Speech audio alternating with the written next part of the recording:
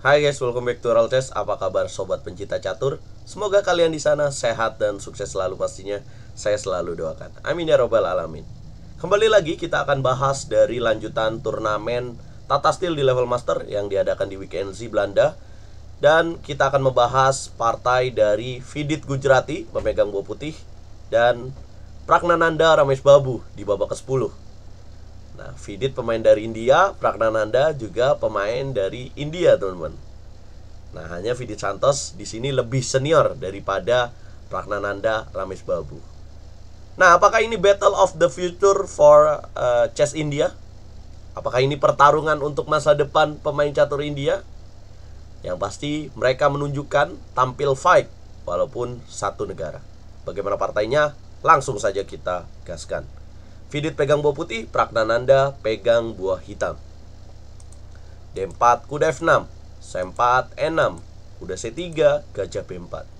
Pragnananda memainkan Nimzo Indian, teman-teman.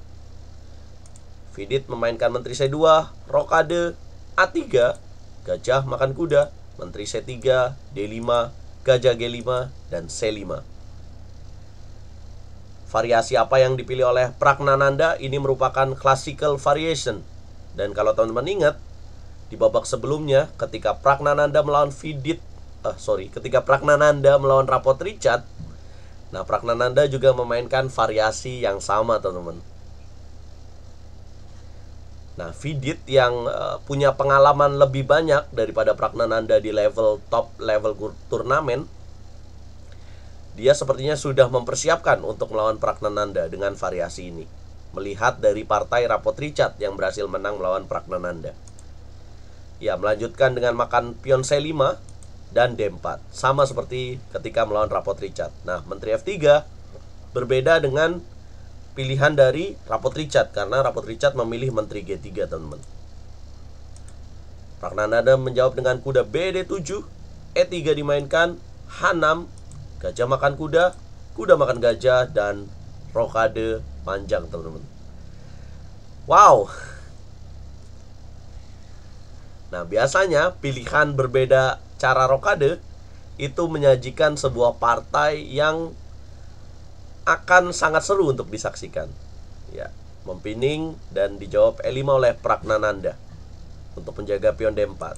Kuda E2 menambah tekanan pada pion D4. Prak memilih dengan D3, kuda C3, gajah G4. Nah, apakah ini sebuah kesalahan?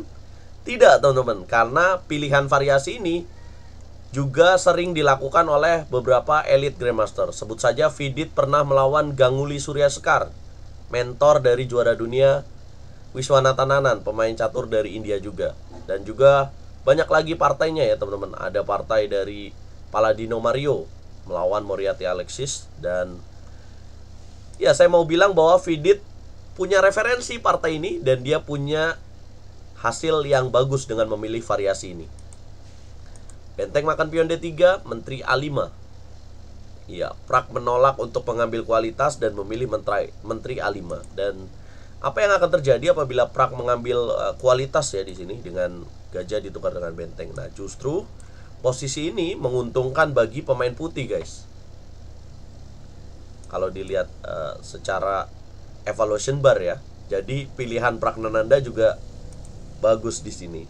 Dia tahu dan sepertinya dia sudah persiapan ya untuk melawan Vidit Santos, dan dia tahu bahwa Vidit punya kenangan yang manis dalam variasi ini.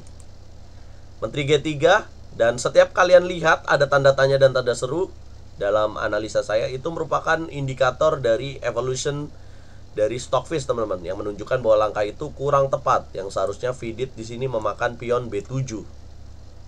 Ya, apabila dilanjutkan benteng A B8, menteri C6.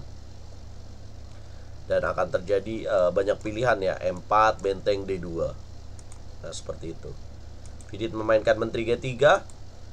Pragnananda mengambil pion C5, benteng D2, dan gajah E6 mengancam pion C4. Ya, B4 dimainkan oleh Vidit Santos. Cukup berani karena membongkar pertahanan dari putih ya di sini. Menteri C8, menteri E5, dan memberikan pion C4.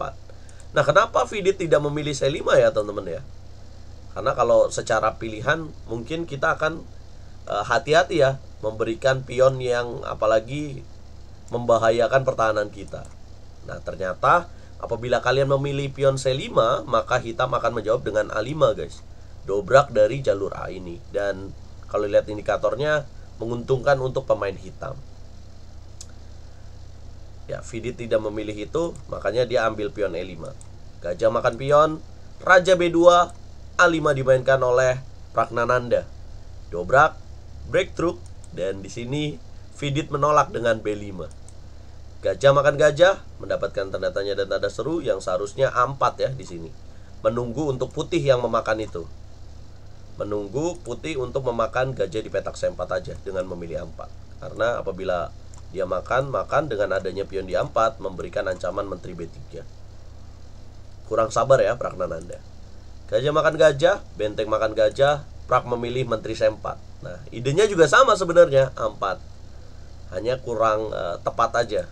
Karena di sini langsung benteng C1, A4 Pragnananda, kemudian kuda B1, menteri B3 skak, raja A1.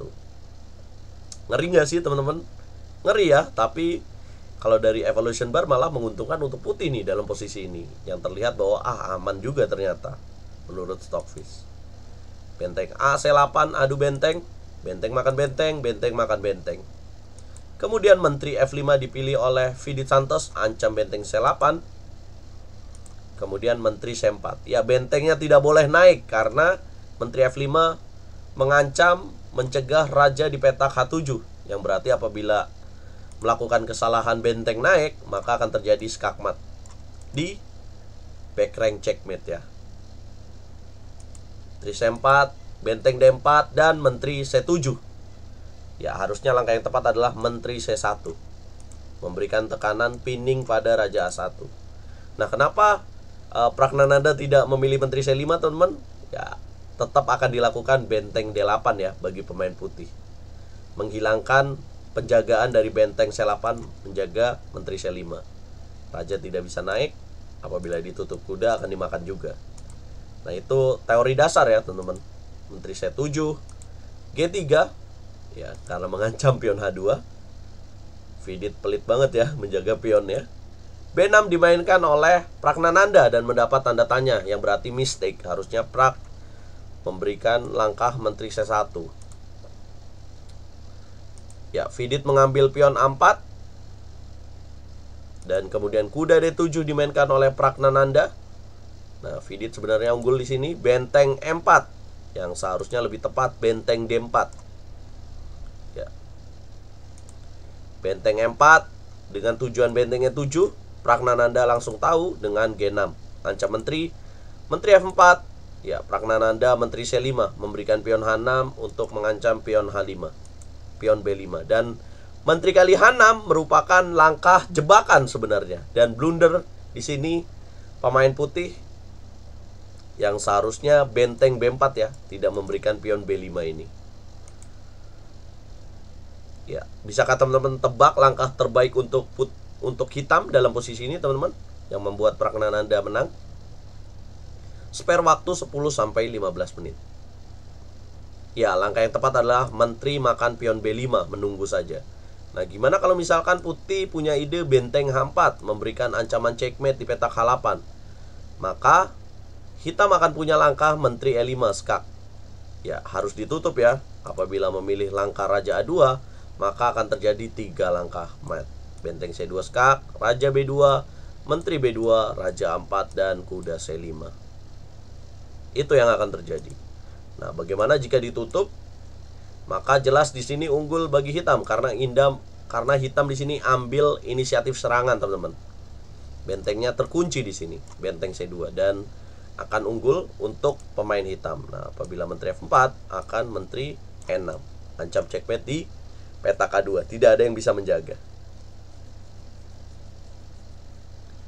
Oke, balik lagi ke partainya. Dan setelah menteri H6, Prak mengambil menteri B5. Dan di sini Vidit akhirnya jalan A4, ancam menteri.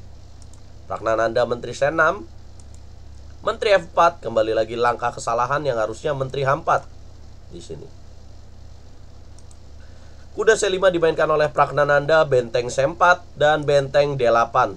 Blunder dilakukan oleh Pragnananda, padahal dia dalam posisi unggul ya. Ya. Nah, kenapa Prak tidak mengambil benteng di petak C4 ini dengan kuda B3? Ya, karena tidak akan cukup, hanya tipis ya teman-teman keunggulannya dengan memilih variasi ini. Ya, mungkin teman-teman akan lihat pilihan langkah seperti ini. Karena hitam punya 3 pion, sementara putih punya 5 pion ya, kalah 2 pion hitam. Ya, setelah benteng D8, kemudian benteng C2. Jadi langkah blunder dijawab sama langkah blunder. Yang seharusnya di sini langkah yang lebih tepat adalah benteng B4, teman-teman. Benteng C2, menteri H1, kembali langkah blunder. Yang seharusnya benteng A8 ya. Pragnananda tidak melakukan itu. Jadi udah dua langkah blunder nih Pragnananda. Dan kalau secara psikologi memang ya, ketika kita punya elo rating yang lebih rendah dan lawan yang kita hadapinya punya elo rating yang lebih tinggi, kadang-kadang dalam posisi krusial itu butuh keyakinan teman-teman, butuh mental juara buat memenangkan pertandingan ya teman-teman. Ya, apalagi kalau misalkan teman-teman ya, dari hal kecil aja, misalkan teman-teman lawan bapak-bapak komplek ya yang sering yang sering mengalahkan kalian. Nah, ketika kalian punya posisi unggul, kalau mental kalian gak kuat ya, akan kalah juga teman-teman. Ya, menteri H1 kembali lagi langkah salah dilakukan oleh Pragnananda. Dia melewatkan benteng A8. Kemudian Vidit menjawab dengan menteri B4, kuda A4. Dan ya tidak bisa makan kuda karena ada benteng A8. Benteng D2 di sini. Benteng C8 kurang tepat karena harusnya benteng A8. Menteri E7. Ya, tapi Vidit juga punya performa yang cukup buruk di sini. Ketika Pragnananda salah, Vidit juga salah. Yang seharusnya di sini jangan menteri 7 ya, tapi menteri makan kuda aja.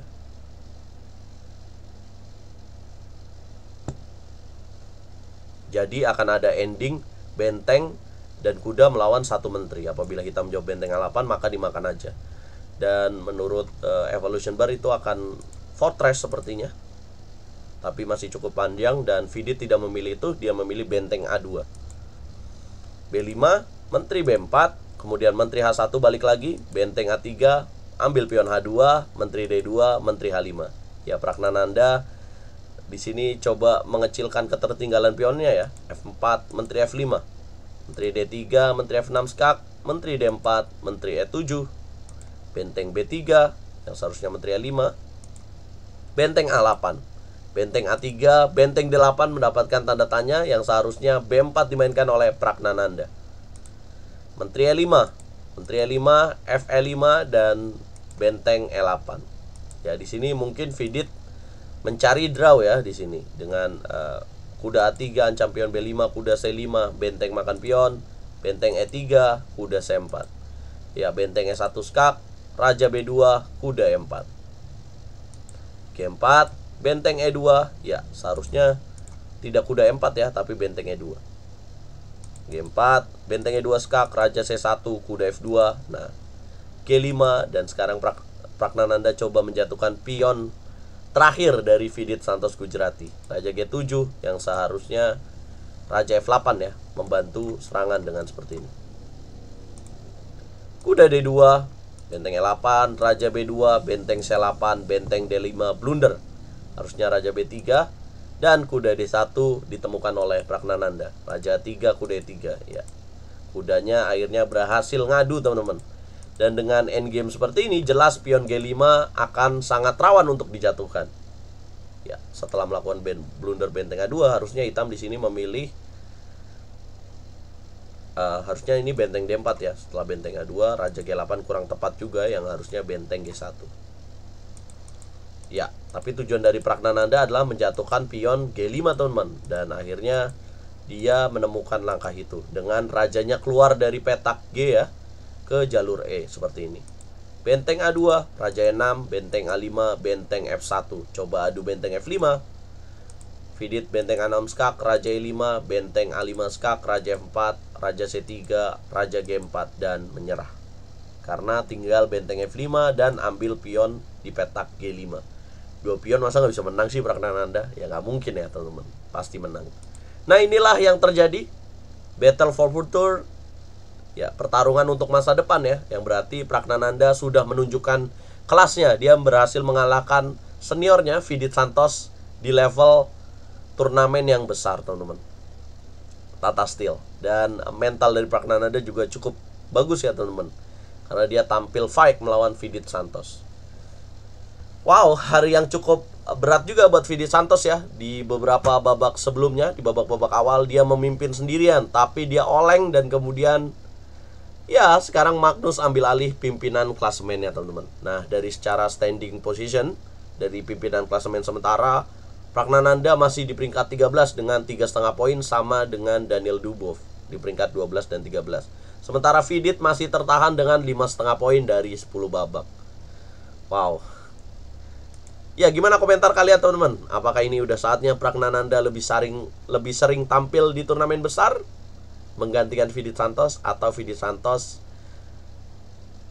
harus melakukan apa nih untuk memperbaiki performanya, teman-teman? Karena dia sering tampil mimpin klasemen ya, cuman oleng lagi, teman-teman.